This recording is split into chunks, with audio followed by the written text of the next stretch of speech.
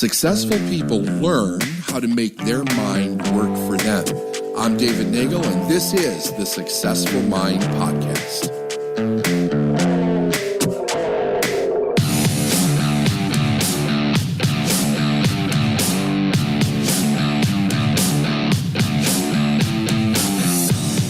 I'm going to read you something from the author Nin Chu.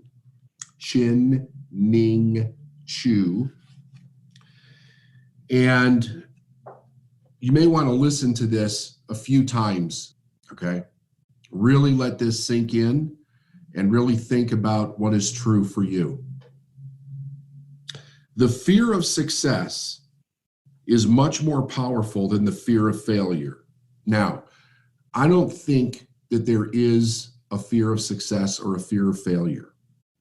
And I'll explain why once I go through this.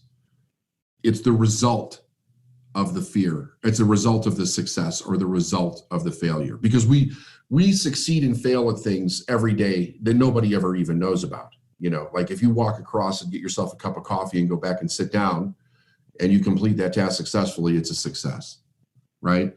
So there's more to it than that. So the fear of success is much more powerful than the fear of failure.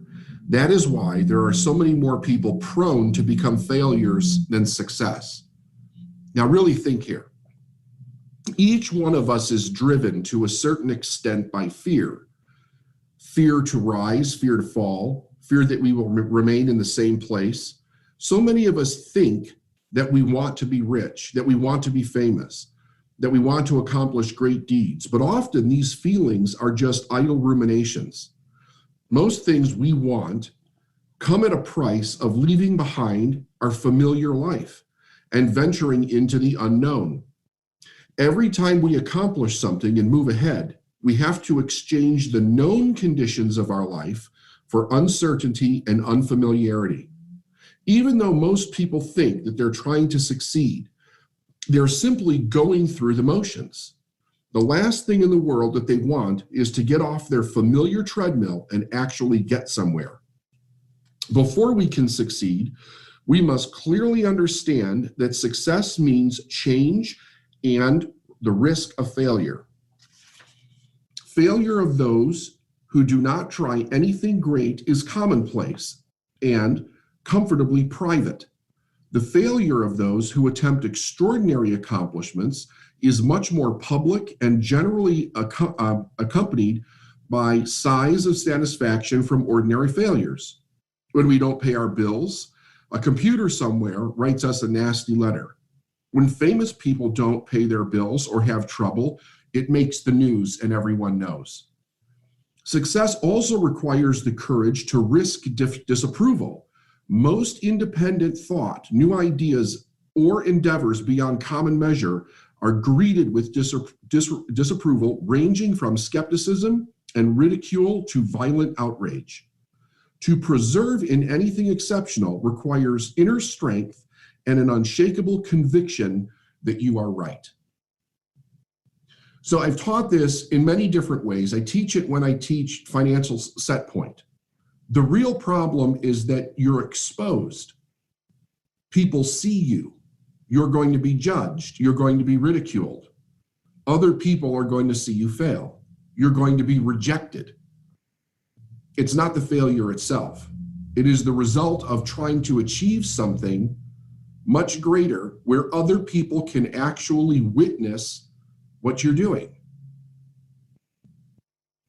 But think about how this starts off. I mean, this is like one of the most powerful points in the entire lesson. The fear of success is much more powerful than the fear of failure.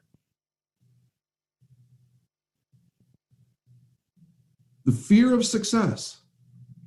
That is why there are so many more people prone to become failures than success. And most people never even think of it that way. But it's very, very true. What is true? What is true? Everything that you go through, the voices in your head, the circumstances that you're experiencing, it's like a play on a stage. It's a freaking illusion. It's designed to just, kind of get your attention away from what's really going on underneath. You think the problem is all these different things that are happening. The problem is what you're trying to avoid subconsciously. We're desperately running around in all these different stories. We think, oh, this employee didn't do this, and I have this person that is now a client and they're upset about something, and they didn't get this email, and it's like this big drama in our life. What am I going to do? How do I handle this?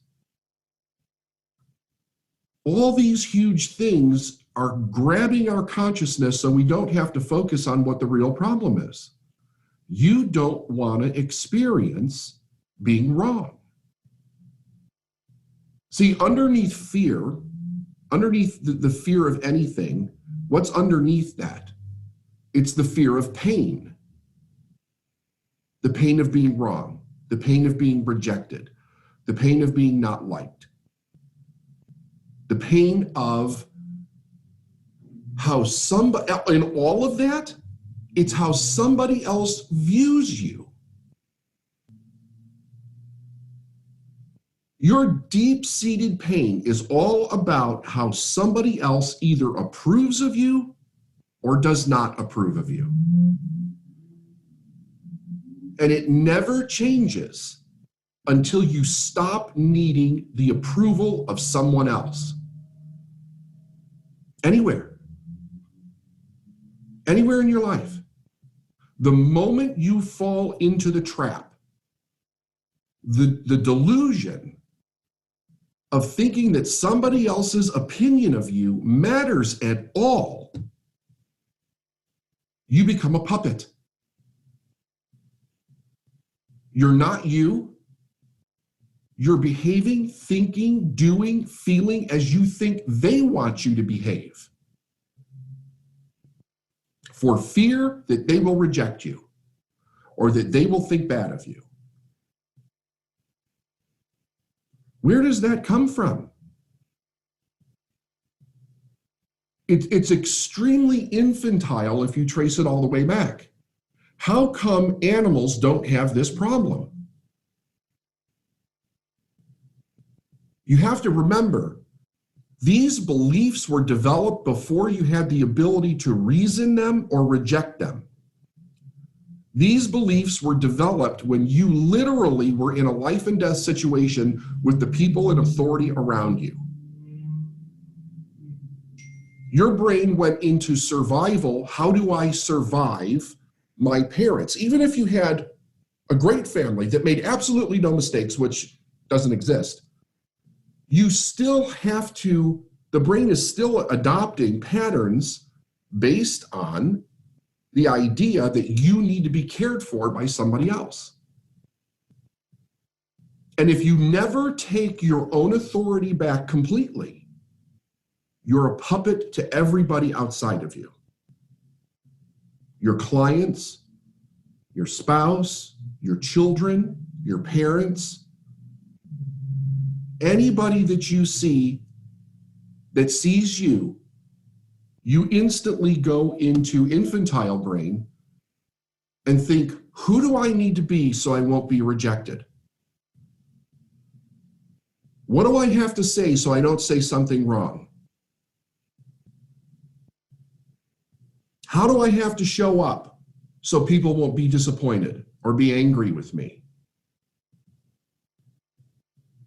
You can't possibly be you with that part of your brain on fire all the time.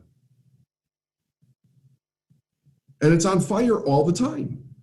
Because when you're not actually engaging with someone, you're busily thinking about how you're going to engage with someone, what somebody else is thinking about you. What are they saying on social media about me? What is this client thinking about me? The fear of success is much more powerful than the fear of failure. That is why so many more people are prone to become failures. As long as you stay where you are, what are you really doing?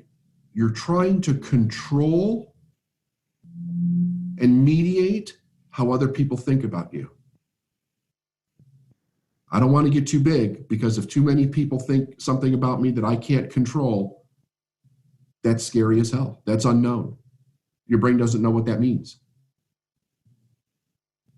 People stay stuck, not because they don't know how to get there, not because they don't know the right system, not because they don't have the right break, because they don't know how they're going to manage too many people thinking about them. It has nothing to do with anything else. It has nothing to do with your Instagram following. It has nothing to do with the amount of sales that you're making. It has nothing to do with how many people you have to call. That all becomes an illusion and an excuse for you not to deal with the idea you don't know what you're going to do when you can't manage what people think about you. See, right now you can run and hide because there's not too many. Really think today. Really give this some serious thought. Who are you being a puppet to? That's not a judgment. That's not a judgment. It's a great awakening. When you awaken to that in life, you then realize the only answer is to be yourself and not care what other people think. You have to be your own authority. That's it.